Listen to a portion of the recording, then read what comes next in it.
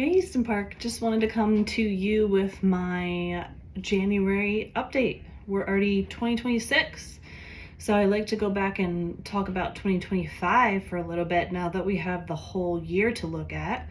But first of all, I wanted to invite y'all. I'm doing my I Heart Easton Park party that I do every year. This is the second year we're going to be doing it at Meanwhile. So come get a free beer or coffee and just hang out, and we can talk real estate or just hang out. And that's on February 15th from 3 to 6, and we have the indoor tap room reserved. So you can just come in there. We have our own bartender and everything, and get a drink and say hello. I'd love to see all of you.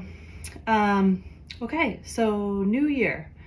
I want to start out by saying I think that this year is going to be a little bit snappier than last year, thank God. Already my early listings are getting a lot more traffic. I had one that went under contract in less than a week, so it's a little snappier. Things hopefully are going to move a little better than what they did last year since the interest rates are down. And there's a lot of buyers who kind of just waited for a while and didn't make any moves last year because of all the uncertainty and the high rates. So I think we're going to see a lot of them finally coming out and looking to buy this year. Okay, so looking back at 2025, we had 65 total resale homes sold, and that's just resale. That never includes new construction when I'm talking about this. So 65 sold, 17 of which me and my team sold. So we want to say thank you, of course, to you guys in Easton Park for continuing to pick us to help get your home sold, and say that we're still selling them. Even though the market was hard last year, still 17 sold is great, I think. So that puts us the second year in a row selling over a quarter of every resale home that gets sold in Easton Park. So to break down the stats of the 65, the total average days on market for all of those was 66 days, so just over 2 months. They went for an average of 93.85% of the original list price. So definitely not getting full price, definitely a lot of negotiations happening there. Close to, that's what, 6% less than the original list price, really. So that's a lot of people price dropping, a lot of buyers negotiating the deals there. The average dollar per square foot for the total sales was $218.43. So definitely way down from the year before, way down from 2 years ago. We still definitely went down all of last year price-wise. So prices are down. If you're a buyer, that's great. So that's another reason that I think we'll see more buyers coming onto the market this year. There's just a lot better affordability in the neighborhood with how far the prices have come down. So I want to break that number down a little bit. If we take out all the condos, so just single family homes, quads, courtyard homes, it goes down to 61 days on market, and the price per square foot goes up to $222. If you take out all the courtyard and quad homes, so just true single family homes with their own driveway and a backyard, that's 63 days on market and $224 a square foot. So if you have a single family home, you're looking to sell, that average price point is about $224. And no matter how you slice it, average days on market is about 2 months. It does go up to almost 3 months on the market, 81 days on market for Union Park West condos. And those do sell for the lowest price per square foot at an average of $199 a square foot. Union Park East and Union Village, if there's any resales in there, which I think there was one already. Those Brookfield urban townhomes, they're going for about $220 a square foot on the resale market. So holding their value a little bit better than the Union Park West homes, which were built by Meritage, just in that one section. I think that's just because those houses are towards the front of the neighborhood, and they don't have that cute little courtyard feel like the Brookfield urban townhomes have.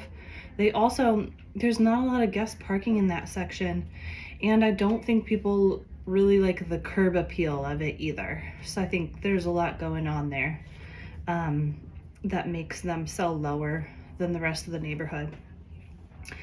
Okay, so I want to do something fun and look back and see what were the high sales and the low sales for the year and kind of what was happening there. So 9012 Spireview closed in early March last year, went on the market in January of last year. It was the high sale for the year. It closed at $770,000. So a couple of things that happened there. I know I've talked about this house before at different points last year. It was so pretty. I think an interior designer might have lived there. It had these beautiful beams on the ceiling, just a ton of different, like, really tastefully done design features in that home, and it kind of checked all the boxes for, like, this is hitting today's design trends and is really tastefully done and really well done from a design perspective. So that was number one factor, I think, why it sold so quickly and so high. Then also they hit the market early last year, which was really smart because we had a new presidential administration that took over early last year in January. And I think in January and February, there was a lot less uncertainty, buyer uncertainty going on. Then it continued to kind of get worse and worse throughout the year with all the headlines that started popping up due to the new administration. So January actually last year was kind of the best time to list your home, which is weird because normally peak season is March through June, which we still had a ton of homes getting listed and sold during that time frame. But I would say it's probably the slowest peak season that I've ever experienced in Easton Park. So it was a rough year to sell your home in 2025.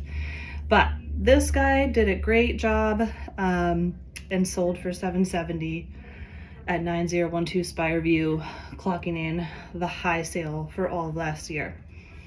The highest price per square foot sale from last year was 9104 Looksee, also in Kiki Park. Both of those were in Kiki Park.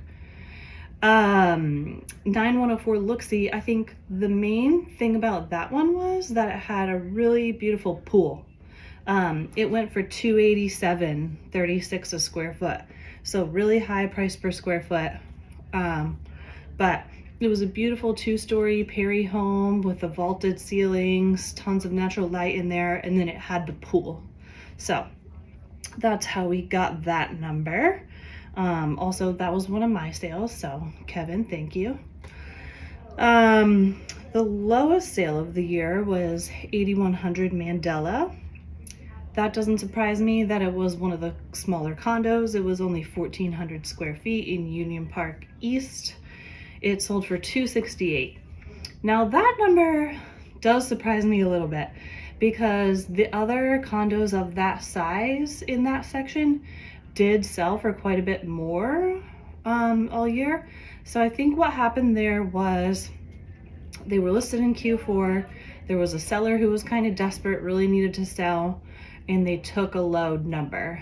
So that's unfortunate for anyone in Union Park East who's trying to sell early this year, because you'll see that 268 sale on there, which I feel was very low. But that's the low sale for the year, last year. Then I want to talk about, there were 10 homes sold for under $200 a square foot last year. Most of them were condos in Union Park East, Union Park West. There were 2 pace setter quad homes that fell into that category. And then there was one single family home at 8312 Donnelly that sold for under $200 a square foot. Now that one is an interesting case study. I point that one out sometimes at listing appointments to show That house had zero upgrades whatsoever. It was standard base level finish out from Taylor Morrison. So whoever built that home, they put in, it was mostly carpet and it was beige. It was 12 by 12 straight laid tile, base level granite. Just what they did not spend one single dollar at the design center. And nobody wanted that beige house. It was very carpety, very not appealing to your typical Easton Park buyer from a design perspective. Also, they went really high on the price to begin with. So they ended up being on the market for 337 days, so pretty much a year. They went through 3 different realtors, they did 7 price drops, and finally they sold for under $200 a square foot. So that one's a good one to look at if you want to know what not to do to get your home sold. I do feel really bad for those sellers that they were in that position, but something interesting to look at that happened last year. And that's kind of my 2025 market recap in a nutshell. If you guys have any questions, you know where to find me. If you're looking to buy, the prices are down. I think it's a great time to buy. If you're looking to sell, I feel better about this year maybe moving a little faster than last year. Hopefully prices start to go up a little bit as well.